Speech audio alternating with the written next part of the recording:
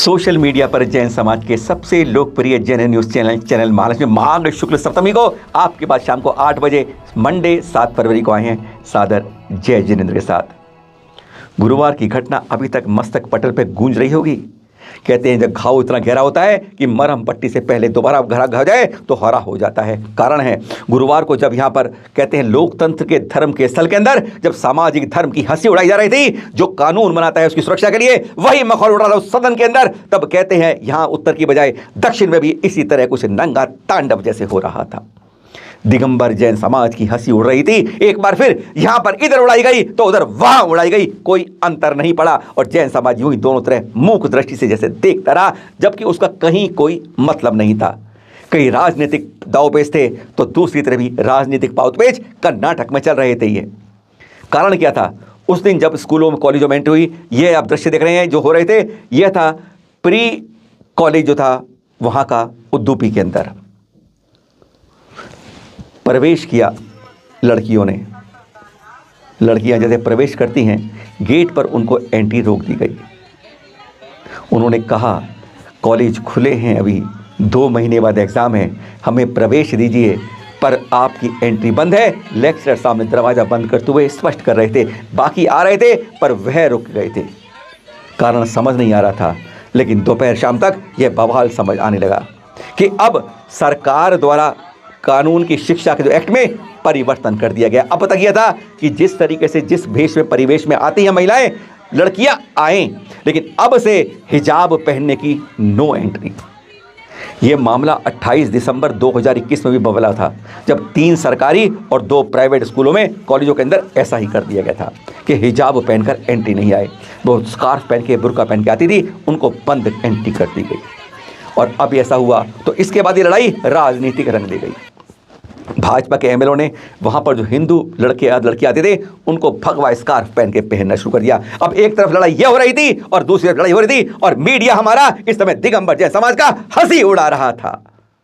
कहने को आप कह सकते हैं ये हमारे लिए बहुत शर्मसार बात थी, लेकिन हमारी कोई बड़ी संस्था 5 दिन बाद भी इसमें सुख बुखारने भाई। हाँ, कर्नाटक में इस समय उबाल है, लेकिन हमारी कोई राष्ट्रीय संस्था इस पर अभी तक आवाज नहीं उठा पाई है। पहले सुनिए उस दिन क्या हुआ। इस पब्लिक टीवी के अंदर वाद आते ना, देखते हैं यहाँ पर बहस होती है दिल्ली में आज तक पर और चैनलों के ऊपर इसी तरीके से बहस वहाँ के पब्लिक टीवी बहुत बड़ा चैनल है वहाँ पर, उस पर यह बहस क्या हुई, उसका वह अंश जहाँ पर जैन समाज को शर्मसार किया गया।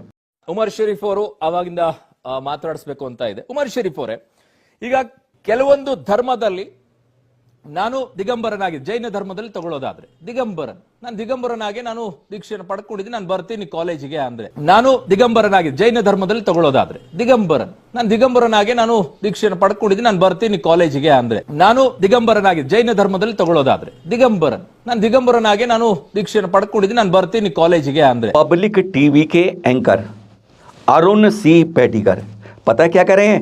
उनके चित्र दिखा रहे हैं आपको, लगिए वह इसके अंदर कन्नड़ में कह रहे हैं, कन्नड़ वाले समझ गए हैं। उन्होंने कहा कि आज तुम अगर इन मुस्लिम बच्चों को, महिलाओं को, लड़कियों को नहीं रोकते हो तो कल दिगंबर समाज, जैन समाज के जो बच्चे हैं वो दिगंबर रूप में आएंगे तो क्या ऐसे ही एंट्री दे दोगे? क्या बकवास वाहियात बात करके कहते हैं लोकतंत्र के 4 स्तंभ होते हैं। एक तरफ हंसी उड़ती है हमारी राजनेताओं के बीच में और दूसरा मीडिया होता है, वह भी हमारी हंसी उड़ाने से नहीं चूकता। शर्म आती है जब इस तरह की छोटी ओछी हरकत करते हैं। और ये अरुण मेडिकल के ट्वीट के देख रहे हैं आप, ट्विटर के अकाउंट से उन्होंने कई जगह इस पर बहुत ज़्यादा प्रतिक्रियाएं आई हैं।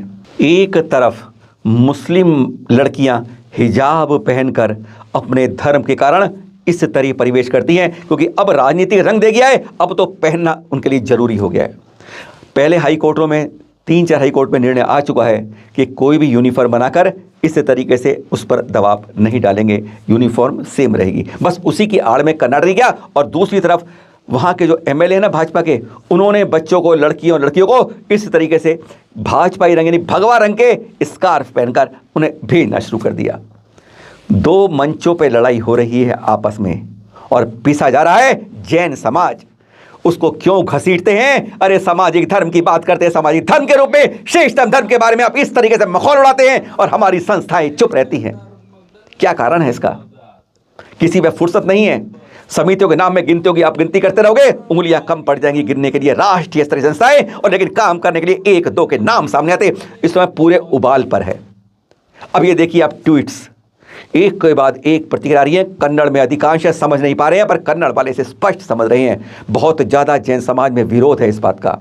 धमकी दी गई है, FIR भी करी जाएगी इस पब्लिक टीवी के ऊपर और उसके एंकर अरुण सी बेडीगर के ऊपर। लेकिन हम क्या इसी तरीके से चलते रहेंगे?